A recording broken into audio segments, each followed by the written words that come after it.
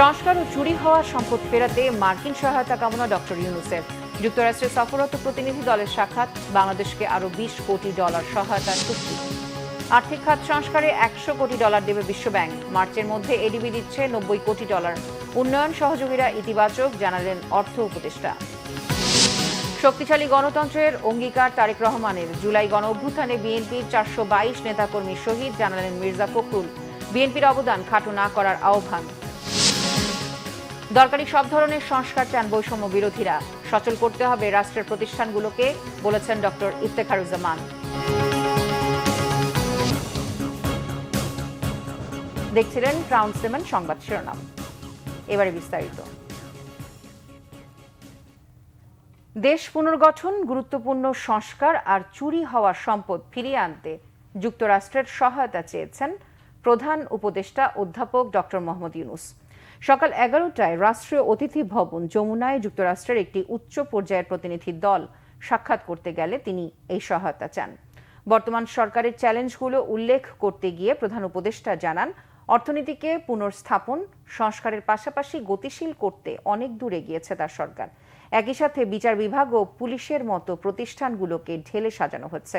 Doctor Yunus বলেন, শিক্ষার্থীদের বিপ্লব বাংলাদেশকে নতুন করে আশার আলো দেখিয়েছে, যা একটি নতুন যুগের সূচনা করেছে। তিনি জানান, ভোট কারচুপি প্রতিরোধ, বিচার বিভাগ, পুলিশ, বেসামরিক প্রশাসন, দেশের দুর্নীতি বিরোধী সংস্থা এবং সংবিধান সংশোধনের দায়িত্ব নেয়ার কয়েক সপ্তাহের মধ্যে কমিশন গঠন করা হচ্ছে। গেল স্বৈরাচারী শাসনে জড়িত দুর্নীতিবাজ ব্যক্তিদের চুরি করা সম্পদ ফেরত আনতে বর্তমান সরকার প্রতিশ্রুতিবদ্ধ বলেও জানান তিনি। এই প্রসঙ্গে প্রধান উপদেষ্টা ডক্টর মোহাম্মদ ইউনূস বলেন, বাংলাদেশ দুর্নীতির সাগরে নিমজ্জিত ছিল। পাচারকৃত অর্থ ফেরত আনতে যুক্তরাষ্ট্রের সহায়তা চেয়েছেন অর্থ উপদেষ্টা ডক্টর সালেউদ্দিন আহমেদ। বাংলাদেশকে আরও $20 কোটি সহায়তার চুক্তি করেছে সফররত মার্কিন প্রতিনিধি দল। এদিকে পররাষ্ট্র সচিব জসিমউদ্দিন জানান, অন্তর্বর্তী সরকারের সঙ্গে কাজ করে যেতে যুক্তরাষ্ট্রের অঙ্গীকার পুনর্ব্যক্ত করেছে প্রতিনিধি দলটি। ইমরুল কায়েসের রিপোর্ট। সফরের দ্বিতীয় দিনে ঢাকায় ব্যস্ততম সময় পার করে মার্কিন প্রতিনিধি দল। রবিবার সকালে রাষ্ট্রীয় অতিথি ভবন পদ্মায় পররাষ্ট্র উপদেষ্টা তৌহিদ হোসেনের সঙ্গে বৈঠক করে প্রতিনিধি দলটি। এরপরই মার্কিন প্রতিনিধিদের সাথে বৈঠক করেন অর্থ উপদেষ্টা ডক্টর সালেউদ্দিন আহমেদ। এ সময় মার্কিন সহায়তা সংস্থা ইউএসএআইডির সঙ্গে অর্থনৈতিক সম্পর্ক বিভাগের চুক্তি সই হয়। চুক্তি অনুসারে বাংলাদেশের সুশাসন, স্বাস্থ্য, কর্মসংস্থান সহ বিভিন্ন খাতে যুক্তরাষ্ট্র দেবে $20 কোটি। এরপর অপেক্ষমান সাংবাদিকদের সঙ্গে কথা বলেন অর্থ উপদেষ্টা। জানান, কথা হয়েছে পাচার হওয়া অর্থ ফিরিয়ে আনার বিষয়ে। আর্থিক সংস্কার এবং আর্থিক খাতে যেগুলি সহযোগিতাগুলো দরকার সেটা, আর দ্বিতীয়ত বাণিজ্যের ক্ষেত্রে। বাণিজ্যে আমরা এক্সপোর্ট ডাইভার্সিফিকেশন এবং এক্সপোর্ট বা আমাদের বাণিজ্য ব্যাপারে অন্যান্য কারিগরি সহায়তা বা বাজার এক্সপ্লোর করার এই সমস্ত আলোচনা হয়েছে। ওরা বলেছে আমরা ডেফিনিট কর্ম পরিকল্পনা নিয়ে আমরা এগুলো তারা এবারে সহযোগিতা করার আশ্বাস দিয়েছে। অর্থ উপদেষ্টার সাথে বৈঠকের পর যুক্তরাষ্ট্রের সহায়তা নিয়ে কথা বলেন প্রতিনিধি দলের সদস্য অঞ্জলি কাপুর। আমরা অন্তর্বর্তী সরকারের সাথে $200 মিলিয়ন অনুদানের চুক্তি সই করেছি। অন্তর্বর্তী সরকারের অগ্রাধিকার খাতসমূহ যেমন মানুষের উন্নয়ন, সমৃদ্ধি, স্বাস্থ্য, তরুণদের কর্মসংস্থান এগুলো ফোকাস পাবে। আমরা অর্থনৈতিক স্থিতিশীলতা, অন্তর্ভুক্তিমূলক উন্নয়ন, সর্বত্র সুশাসন দেখতে চাই। আমরা অন্তর্বর্তী সরকারের সঙ্গে কাজ করতে চাই। দুপুরে রাষ্ট্রীয় অতিথি ভবন পদ্মায় পররাষ্ট্র সচিব জসিমউদ্দিনের দেয়া ওয়ার্কিং লাঞ্চে অংশ নেন মার্কিন প্রতিনিধি দলের সদস্যরা। এতে অন্তর্বর্তী সরকারের সংস্কার ভাবনা, মার্কিন সহায়তা, শ্রম খাতসহ বিভিন্ন ইস্যুতে আলোচনা হয়। পরে সাংবাদিকদের দুপক্ষের আলোচনা বিষয়ে জানান পররাষ্ট্র সচিব। এই অন্তর্বর্তীকালীন সরকার দায়িত্ব গ্রহণ করেছে 1 মাসের একটু বেশি, এবং আজকের বৈঠকে এই পরিবর্তিত যে পরিস্থিতি, সেই পরিবর্তিত পরিস্থিতি এবং সরকারের সংস্কার বিষয়ে যে সমস্ত ধ্যান ধারণা এবং তাতে মার্কিন যুক্তরাষ্ট্র কিভাবে অংশগ্রহণ করতে পারে সে সম্পর্কিত একটা সাধারণ আলোচনা হয়েছে। আমরা আশা করি যে মার্কিন যুক্তরাষ্ট্রের সাথে মিনিংফুল এঙ্গেজ হওয়ার জন্য এটা একটা ফাউন্ডেশন, এবং সামনে আমরা পরবর্তীতে বিভিন্ন পর্যায়ে হয়তো আমরা এই আলোচনাটাকে এগিয়ে নিয়ে যাব। রোহিঙ্গা প্রত্যাবাসন নিয়েও দুপক্ষের মধ্যে আলোচনা হয়েছে বলে জানান পররাষ্ট্র সচিব। আমরা তাদের সাথে একটি ইমরুল কায়েস, বাংলা ভিশন, ঢাকা। আর্থিক খাত সংস্কারে বাংলাদেশকে $100 কোটি ঋণ সহায়তা দেবে বিশ্বব্যাংক। এর মধ্যে পলিসি বেসড লোন হিসেবে $750 মিলিয়ন এবং ইনভেস্টমেন্ট লোন ও গ্যারান্টি ফ্যাসিলিটি হিসেবে $250 মিলিয়ন ঋণ সহায়তা দেওয়া হবে। আগামী ডিসেম্বরের মধ্যে বিশ্বব্যাংকের বোর্ডে এই ঋণ অনুমোদন হওয়ার কথা রয়েছে। তবে ঋণ পেতে 3টি শর্ত পালন করতে হবে বাংলাদেশকে। কেন্দ্রীয় ব্যাংক জানিয়েছে, বেসরকারি খাতে অ্যাসেট ম্যানেজমেন্ট কোম্পানি করা, আন্তর্জাতিক মানদণ্ডে খেলাপি ঋণের নতুন সংজ্ঞায়ন, নতুন গঠিত টাস্ক ফোর্সের অডিট ফার্মের কার্যবিবরণী বিশ্বব্যাংকে উপস্থাপন করার শর্ত মানতে হবে বাংলাদেশকে। এদিকে বিকেলে বাংলাদেশ ব্যাংকের গভর্নরের সাথে বৈঠক করে মার্কিন প্রতিনিধি দল এবং এডিবির প্রতিনিধি দলের সদস্যরা। তবে এই ব্যাপারে বাংলাদেশ ব্যাংক কিংবা প্রতিনিধি দল কেউই কোনো কথা বলেনি। এদিকে আগামী মার্চের মধ্যে এশিয়ান ডেভেলপমেন্ট ব্যাংক এডিবি থেকে $90 কোটি পাচ্ছে বাংলাদেশ। বাজেট সহায়তার অংশ হিসেবে চলতি বছরের ডিসেম্বরের মধ্যে এডিবি থেকে $40 কোটি পাওয়া যাবে।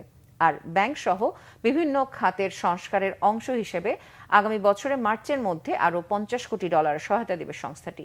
সচিবালয়ে নিজ দফতরে সাংবাদিকদের এই তথ্য জানান ডক্টর সালেউদ্দিন আহমেদ। পাশাপাশি দেশকে আর্থিক ও কারিগরি সহযোগিতা করতে উন্নয়ন সহযোগী ইতিবাচক বলে জানিয়েছেন অর্থ উপদেষ্টা সালাউদ্দিন আহমেদ। এর আগে এডিবির প্রতিনিধি দলের সাথে দ্বিপক্ষীয় বৈঠক করেন অর্থ উপদেষ্টা। দেশের টেকসই উন্নয়নে অতীতের মতো বাংলাদেশের অন্তর্বর্তীকালীন সরকারের উন্নয়নের অংশীদার হওয়ার কথা জানান প্রতিনিধি দলের সদস্যরা। বহুজাতিক সংস্থা, multilateral agency. So that we are thankful to ADB for their continued support. And we have discussed about the reform in the financial sector. We have discussed reform in the revenue department.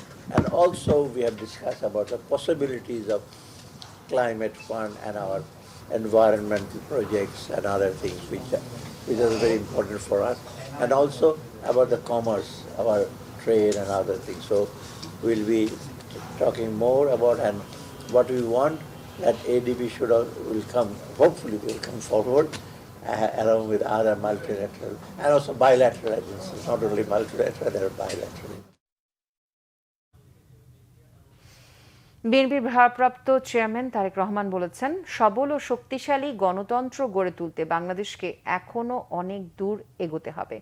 আন্তর্জাতিক গণতন্ত্র দিবস উপলক্ষে গণমাধ্যমে পাঠানো এক বাণীতে এই কথা বলেন তারেক রহমান। বিএনপির ভারপ্রাপ্ত চেয়ারম্যান বলেন, গণতন্ত্র হচ্ছে সর্বজনীন মূল্যবোধ, যা জনগণের স্বাধীন ভাব প্রকাশ ও বাধাহীন চিন্তা প্রকাশের স্বীকৃতি প্রদান করে। বিএনপি এই ধরনের একটি নিরাপদ, প্রগতিশীল ও গণতান্ত্রিক বাংলাদেশ গড়ে তুলতে সংকল্পবদ্ধ, যা রাষ্ট্র সীমানা অতিক্রম করে বৈশ্বিক গণতান্ত্রিক বিকাশে ভূমিকা রাখবে। তারেক রহমান বলেন, বাংলাদেশকে বারবার হিংস্র আক্রমণে নিষ্ঠুর স্বৈরাচারী শাসকরা বহুমাত্রিক গণতন্ত্রকে ধ্বংস করার অপচেষ্টা চালিয়েছে। ১.৫ দশক ধরে দেশনেত্রী বেগম খালেদা জিয়ার অবিরাম সংগ্রামের পটভূমির উপরে গত জুলাই মাসে শিক্ষার্থী জনতার দুনিয়া কাঁপানো গণ অভ্যুত্থানে 5 আগস্ট ইতিহাসের জঘন্যতম স্বৈরশাসকের পতন ঘটে। তারেক রহমান বলেন, ঐক্যবদ্ধভাবে বাংলাদেশে গণতন্ত্র পুনঃপ্রতিষ্ঠা করার লক্ষ্যে বিএনপি অঙ্গীকারবদ্ধ। তিনি বলেন, রাষ্ট্র মেরামতের ভিত্তি হবে অবাধ, নিরপেক্ষ ও অংশগ্রহণমূলক নির্বাচন, বিচার বিভাগ ও গণমাধ্যমের স্বাধীনতা এবং গণতন্ত্রের সব মূলনীতির প্রাতিষ্ঠানিক প্রয়োগ। বিএনপির মহাসচিব মির্জা ফখরুল ইসলাম আলমগীর বলেছেন, জুলাই আগস্ট গণ অভ্যুত্থানে বিএনপির অবদানকে খাটো করে দেখার সুযোগ নেই। জানান, ওই আন্দোলনে দলের 422 জন নেতাকর্মী শহীদ হয়েছেন। আর গত 16 বছরে গণতান্ত্রিক সংগ্রামে 1551 জন নেতাকর্মী নিহত হয়েছেন, গুম হয়েছেন 423 জন। 1.5 লাখ মামলায় আসামি হয়েছেন 60 লাখ। জাহাঙ্গীরা আকন্দের রিপোর্ট। বিভিন্ন প্রতিবেদন অনুযায়ী দলের চেয়ারপারসনের গুলশান কার্যালয়ে বিএনপির সংবাদ সম্মেলন। এতে দলের মহাসচিব মির্জা ফখরুল ইসলাম আলমগীর বলেন, সরকার পতনের এক দফা দাবি সৃষ্টি হয়েছে এক যুগেরও বেশি সময় ধরে বিএনপির আন্দোলনের প্রেক্ষাপটে। দীর্ঘ সুনির্দিষ্ট রাজনীতির ফসল 5 আগস্ট। নতুন বিজয় অর্জিত হয়েছে। জাতীয় ঐক্য গড়ে তুলতে বিএনপি দীর্ঘদিন ধরে কাজ করে। সমস্ত রাজনৈতিক দলগুলোকে ঐক্যবদ্ধ করে বিএনপি এক দফার আন্দোলনে নেতৃত্ব দিয়েছে। জুলাই অভ্যুত্থানে বিএনপির 4 শতাধিক নেতাকর্মী শহীদ হয়েছে। 2024 সালের গণ অভ্যুত্থানে শহীদ হন 422 জন, 2023 সাল পর্যন্ত শহীদ 1551 জন, গুম 423 জন, রাজনৈতিক দল ও সাধারণ মানুষ মিলিয়ে প্রায় 700 জন, আসামি 60 লক্ষ, মামলা 1.5 লক্ষ। এসব কেবল বিএনপির ত্যাগের পরিসংখ্যানই নয়, বরং বাংলাদেশের দ্বিতীয় স্বাধীনতা অর্জনের পথে দলটির অবিচল সংগ্রাম ও অবদানের প্রতিফলন। এই যে আপনার দীর্ঘকালের গণ আন্দোলন, ফ্যাসিবাদের বিরুদ্ধে গণতন্ত্রকে পুনরুদ্ধারের জন্য যে আন্দোলন, এই আন্দোলনকে খাটো করে দেখিয়ে এই যে প্রবণতা, এটা আপনার কোনোদিন একটা সম্পূর্ণভাবে একটা ঐক্যকে প্রতিষ্ঠা করে না। বিএনপির মহাসচিব বলেন, আন্দোলনের কৃতিত্ব নিয়ে রাজনৈতিক ফায়দা হাসিল নয়, ফেসিবাদ মুক্ত বাংলাদেশ গড়তে মনোযোগ দিয়েছে বিএনপি। এখন জুলাই বিপ্লব নিয়ে বিভেদ তৈরির চেষ্টার অভিযোগ করেন তিনি। নির্বাচন কেন্দ্রিক সংস্কার জরুরি বলে মনে করেন মির্জা ফখরুল। আমরা ফ্যাসিবাদকে সরিয়েছি, হাসিনাকে সরিয়েছি, কিন্তু একটা ইন্টারিম গভর্নমেন্ট আছে, যে ইন্টারিম গভর্নমেন্ট আমাদেরকে অতি দ্রুত আমাদের সকলের মতামত নিয়েই একটা সংস্কারের মধ্য দিয়ে তারা নির্বাচনে যাবে, যে নির্বাচনটা অবাধ নিরপেক্ষ হবে, জনগণের হাতে ক্ষমতা হস্তান্তর হবে। সেখানে প্রতিবন্ধকতার সৃষ্টি করছে। 1, 2 হচ্ছে আপনারা দেখবেন যে আমি একটু খোলামেলাই বলছি আর কি, অনেক সময় দেখা যায় যে অত্যন্ত দায়িত্বশীল রাজনৈতিক দলেরা তারা এমন এমন কথা বলছেন যেটা আপনার সামগ্রিক ঐক্যের জন্য খুব একটা আপনার উপযোগী নয়। এটা একটা সমস্যা। এইখানে আমাদের যেটা সবচেয়ে বড় প্রয়োজন সেটা হচ্ছে আমাদের ঐক্য অটুট রাখা, ধৈর্য রাখা, এই সরকারের সমস্ত কাজকে আপনার সমর্থন দিয়ে এগিয়ে নিয়ে যাওয়ার চেষ্টা করা। নির্বাচন সংক্রান্ত একটা সংস্কার কমিটি তো করা হয়েছে বদির আলম মজুমদার সবকে দিয়ে বলে, তাই না? আমার তো মনে হয় অতি দ্রুত, এটা 2 মাসও লাগার কথা না, এবং 2 মাসের মধ্যেই উনি যদি দিয়ে দেন তার একটা নির্বাচন করে করতে হবে। জাহাঙ্গীর আকন্দ, বাংলা ভিশন, ঢাকা। টিআইবি নির্বাহী পরিচালক ডক্টর ইফতেখারুজ্জামান বলেছেন, বৈষম্য বিরোধী আন্দোলন থেকে রাজনৈতিক দলগুলো শিক্ষা না নিলে দেশের ঝুঁকি থেকেই যাবে। আন্দোলনের চেতনা বাস্তবায়নে তরুণদের রাজনৈতিক দলের প্রয়োজনীয়তার কথাও জানান তিনি। আর বৈষম্য বিরোধী আন্দোলনের সমন্বয়কদের মতে 52 বছরেও পূরণ হয়নি 71-এর স্বপ্ন। মানুষের অধিকার প্রতিষ্ঠায় যত সংস্কার দরকার তার সবই করার পরামর্শ তাদের। রিপোর্ট শুভ মাহফুজের। আন্তর্জাতিক গণতন্ত্র দিবসে রাজধানীর ধানমন্ডিতে প্রধান কার্যালয়ে নতুন বাংলাদেশে গণতন্ত্র ও সুশাসনে তরুণদের প্রত্যাশা নিয়ে আলোচনা সভা করে ট্রান্সপারেন্সি ইন্টারন্যাশনাল টিআইবি। সভায় নিজস্ব ভাবনা তুলে ধরেন বৈষম্য বিরোধী আন্দোলনের সমন্বয়করা। রাষ্ট্রের সব কাঠামোকে ঢেলে সাজাতে প্রতিটি দলকেও নিজেদের সংস্কারের পরামর্শ তাদের। বর্তমানে গণঅভ্যুত্থানে যে স্পিরিট তৈরি হয়েছে, সেটি যে কেউ যদি আন্তরিক হন, যদি সত্যিকার অর্থে এই গণঅভ্যুত্থানকে দেখে থাকেন, অবজার্ভ করে থাকেন, যদি বাংলাদেশের মানুষের প্রতি, দেশের প্রতি তার ভালোবাসা থেকে থাকে, তাহলে তিনি অবশ্যই তার দলকে, তার প্রতিষ্ঠানকে এবং নিজে ব্যক্তিগতভাবে রূপান্তরিত হতে সক্ষম।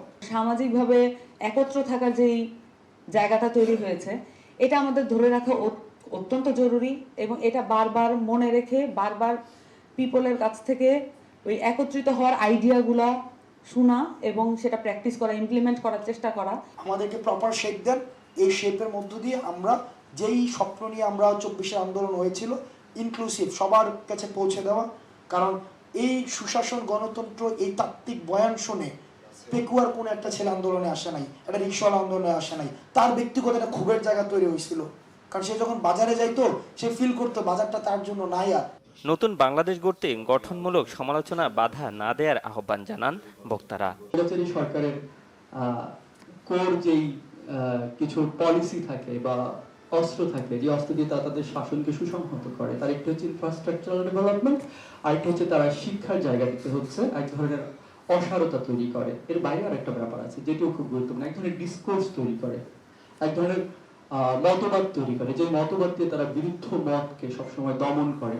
আমার সরকারের সমালোচনার জন্য বা অন্য কারো কাজের সমালোচনার জন্য আমাকে কখনো এই প্রশ্ন শুনতে হবে না যে আপনাকে কি ডিজিএফআই ফোন দেয় না, আপনার কি ভয় করে না, আপনি বাইরে আছেন কেন, আপনি কেন জেলে নাই।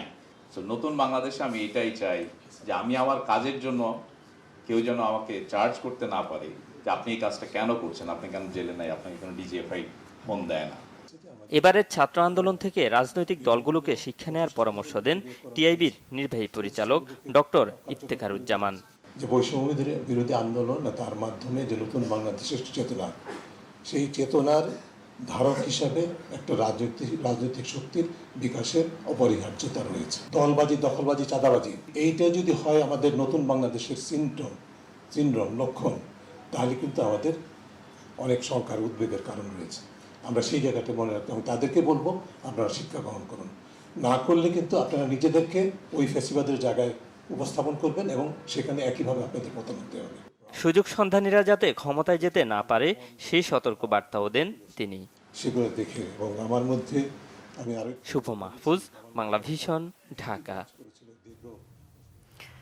ক্ষমতা ও দেশ ছেড়ে পালানো সাবেক প্রধানমন্ত্রী শেখ হাসিনার বিরুদ্ধে ছাত্র জনতা হত্যার ফৌজদারি মামলার বিচার করা কঠিন, তবে মানবতা বিরোধী অপরাধে তা সম্ভব। সেক্ষেত্রে ট্রাইব্যুনাল অ্যাক্ট সংশোধন অথবা নতুন ট্রাইব্যুনাল গঠনের তাগিদ দিয়েছেন সিনিয়র আইনজীবী হাসনাত কাইয়ুম। যদিও আন্তর্জাতিক অপরাধ ট্রাইব্যুনালের চিফ প্রসিকিউটর অ্যাডভোকেট তাজুল ইসলামের দাবি, ট্রাইব্যুনাল আইনেই শেখ হাসিনার বিচার সম্ভব। বিস্তারিত জানাচ্ছেন জিয়া খান। হত্যাযোগ্য এই গণহত্যা চালিয়েছে, তাদের বিচারের আওতায় এনে উপযুক্ত শাস্তি খুব দ্রুত বিচারের জন্য আমরা আহ্বান জানাচ্ছি আপনাদের মাধ্যমে। কলেজ ছাত্র ফারহান ফায়াজকে হত্যার ঘটনায় শেখ হাসিনার বিরুদ্ধে আন্তর্জাতিক অপরাধ ট্রাইব্যুনালে অভিযোগ করে কথাগুলো বলছিলেন ফারহানের বাবা।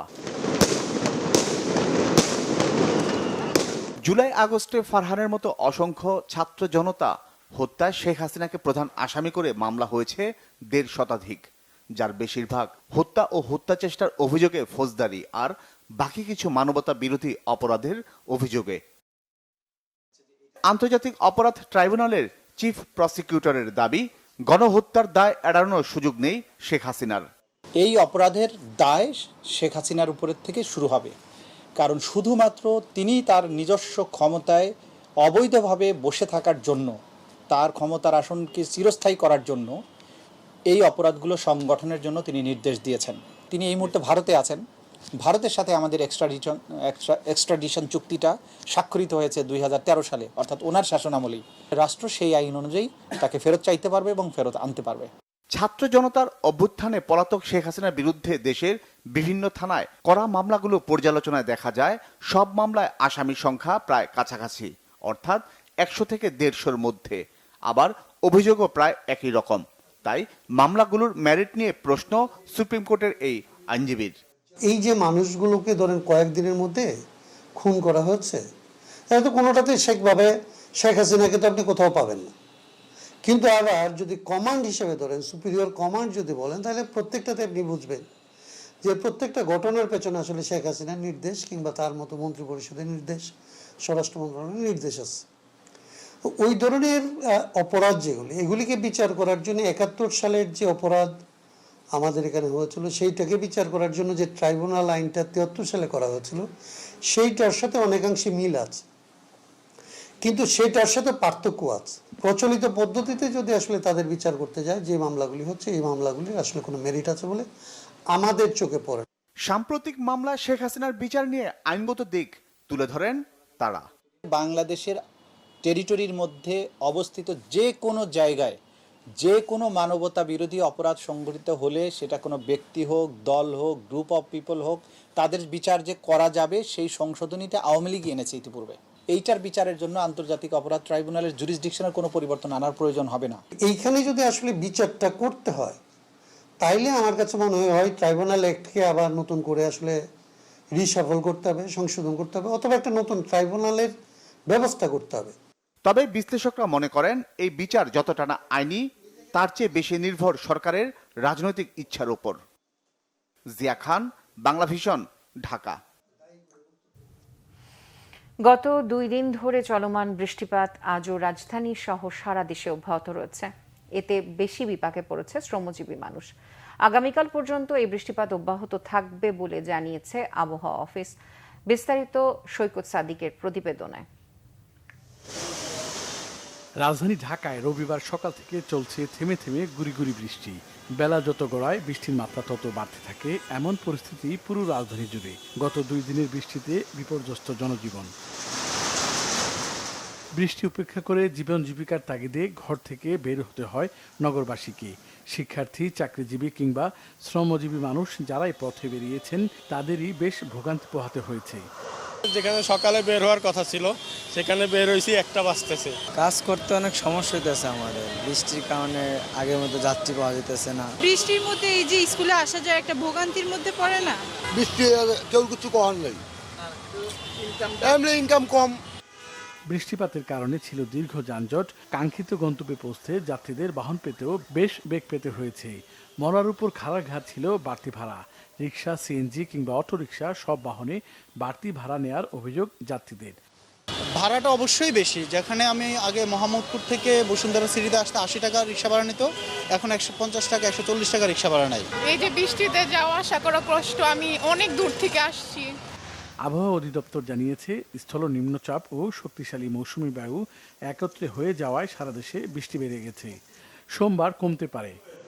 আগামীকালকে থেকে বৃষ্টিপাতের প্রবণতাটা অনেকাংশে কমে আসবে। তবে দেশের পশ্চিমাঞ্চলে অর্থাৎ খুলনা, রাজশাহী বিভাগে হয়তো বৃষ্টিপাতের প্রবণতাটা কিছুটা বেশি থাকবে। তবে দেশের অন্যান্য অঞ্চলে বৃষ্টিপাতের পরিমাণটা অনেকটা কমে আসবে। গভীর নিম্নচাপে ভারী বৃষ্টির কারণে দেশের সবকটি সমুদ্র বন্দরকে 3 নম্বর সতর্ক সংকেত দেখাতে বলা হয়েছে। সৈকত সাদিক, বাংলা ভিশন, ঢাকা। মুক্তিযুদ্ধ বিষয়ক উপদেষ্টা ফারুকী আজম বলেছেন, মুক্তিযুদ্ধ না করেও যারা মুক্তিযোদ্ধার সনদ নিয়েছেন তাদের বিরুদ্ধে ব্যবস্থা নেওয়া হবে। সচিবালয়ের নিজ দপ্তরে সাংবাদিকদের সঙ্গে আলাপকালে তিনি এই কথা বলেন। এর আগে উপদেষ্টা বাংলাদেশে নিযুক্ত অস্ট্রেলিয়ার হাইকমিশনার নারোদিয়া সিমসনের সঙ্গে বৈঠক করেন। উপদেষ্টা বলেন, বিগত আন্দোলনে একটা প্রধান বক্তব্য ছিল মুক্তিযোদ্ধার সন্তানদের কোটা। সরকারি ও আধা সরকারি প্রতিষ্ঠানে কতজনের চাকরি কোটায় হয়েছে এর একটি তালিকা তৈরি করা হচ্ছে। তালিকা তৈরি হলে জনগণের সামনে হাজির করা হবে। আশুলিয়া শিল্পাঞ্চলের পরিস্থিতি অনেকটাই স্বাভাবিক। বৃষ্টি বাদে সকল কারখানা খুলেছে, কাজে যোগ দিয়েছে শ্রমিকরা। সকালে নির্ধারিত সময়ে কাজে যোগ দেয় বিভিন্ন শিল্প কারখানার শ্রমিকরা। শান্তিপূর্ণভাবে কাজ করেন তারা। চলমান শ্রমিক অসন্তোষ নিরসনের প্রেক্ষিতে পোশাক কারখানা ঘুরে দেখেছেন শ্রম সংক্রান্ত অভিযোগ পর্যবেক্ষণ ও পর্যালোচনা কমিটির সদস্যরা। কোনো ষড়যন্ত্রের ফাঁদে পা না দেওয়ার আহ্বান জানিয়েছেন শ্রমিক নেতারা। নিরাপত্তা জোরদারে শিল্পাঞ্চলে মোতায়েন করা হচ্ছে সেনাবাহিনী, পুলিশ ও বিজিবির বিপুল সংখ্যক সদস্য।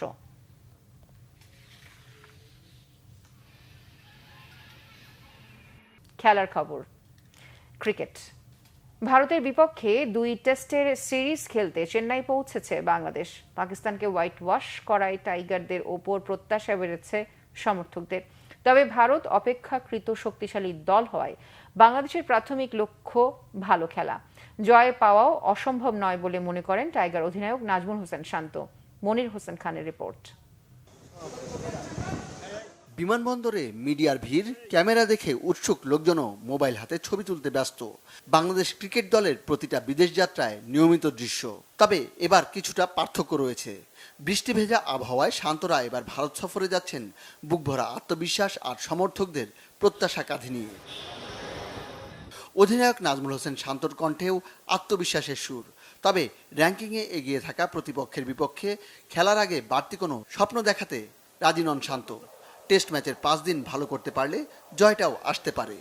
প্রত্যেকটা সিরিজে একটা অপরচুনিটি। আমরা 2টা ম্যাচই জেতার জন্য খেলবো এবং জেতার জন্য যে জিনিসগুলো ইম্পর্টেন্ট, প্রসেসটা ইম্পর্টেন্ট। সো আমাদের লক্ষ্য ওটাই থাকবে যে আমাদের কাজটা আমরা ঠিকমতো করতে পারছি কিনা। সো আমরা যদি আমাদের কাজটা ঠিকমতো করতে পারি অবশ্যই ভালো রেজাল্ট সম্ভব, but it is going to be very challenging. ভারতের মাটিতে সর্বশেষ টেস্ট সিরিজে ইনিংস ব্যবধানে হেরেছে বাংলাদেশ। যদিও এবার ব্যাট বলে বাংলাদেশ দল অনেকটাই ভারসাম্যপূর্ণ। অধিনায়কের চোখে পার্থক্য শুধু অভিজ্ঞতায়। এক্সপিরিয়েন্সের দিক দিয়ে ওই দলটা একটু এগিয়েই রাখবো আমি অবশ্যই, বাট স্পিনারদের আমাদের খুব ভালো এক্সপিরিয়েন্স আছে, যে কোনো কন্ডিশনে বল করার ওই অ্যাবিলিটিটা আছে। সো আমি এতটুকু বলতে পারি, পেসার, স্পিনার এবং ব্যাটসম্যান যারাই খেলবেন এই সিরিজটা, প্রত্যেকটা প্লেয়ার 100% দিবেন এবং আমি বিশ্বাস করি যে 5 দিন যদি আমরা ভালো ক্রিকেট খেলতে পারি তাহলে খুব এক্সাইটিং একটা ম্যাচ হবে। টাইগার দলপতির দর্শনটা সহজ, সাফল্য পেতে খেলতে হবে দল হয়ে। পুরা টিম হিসেবে খেলাটা খুব ইম্পর্টেন্ট। আমরা যদি পুরা টিম হিসেবে খেলতে পারি অবশ্যই ভালো ক্রিকেট খেলবো আমরা ইনশাআল্লাহ।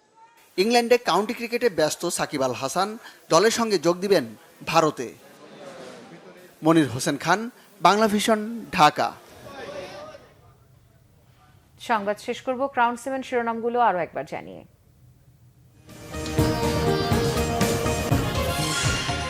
সংস্কার ও চুরি হওয়া সম্পদ ফেরাতে মার্কিন সহায়তা কামনা ডক্টর ইউনূসের। যুক্তরাষ্ট্রের সফররত প্রতিনিধি দলের সাক্ষাৎ, বাংলাদেশকে আরও $20 কোটি সহায়তার চুক্তি। আর্থিক খাত সংস্কারে $100 কোটি দেবে বিশ্বব্যাংক। মার্চের মধ্যে এডিবি দিচ্ছে $90 কোটি। উন্নয়ন সহযোগীরা ইতিবাচক, জানালেন অর্থ উপদেষ্টা। শক্তিশালী গণতন্ত্রের অঙ্গীকার তারেক রহমানের। জুলাই গণ অভ্যুত্থানে বিএনপির 422 নেতাকর্মী শহীদ, জানালেন মির্জা ফখরুল। বিএনপির অবদান খাটো না করার আহ্বান। দরকারি সব ধরনের সংস্কার চান বৈষম্য বিরোধীরা। সচল করতে হবে রাষ্ট্রের প্রতিষ্ঠানগুলোকে, বলেছেন ডক্টর ইফতেখারুজ্জামান। এই ছিল এখনকার মতো। পরের সংবাদ রাত 10:30টায়। এর আগে 9টায় রয়েছে নিউজ 20 দেখার আমন্ত্রণ রইল। এছাড়া বাংলাদেশের সংবাদ ও সংবাদ সংশ্লিষ্ট অনুষ্ঠানটিকে ভিজিট করুন www.bbnews24.com ও facebook.com/bangladeshinews এবং সাবস্ক্রাইব করুন youtube.com/bangladeshinews। এতক্ষণ সাথে থাকার জন্য ধন্যবাদ সবাইকে।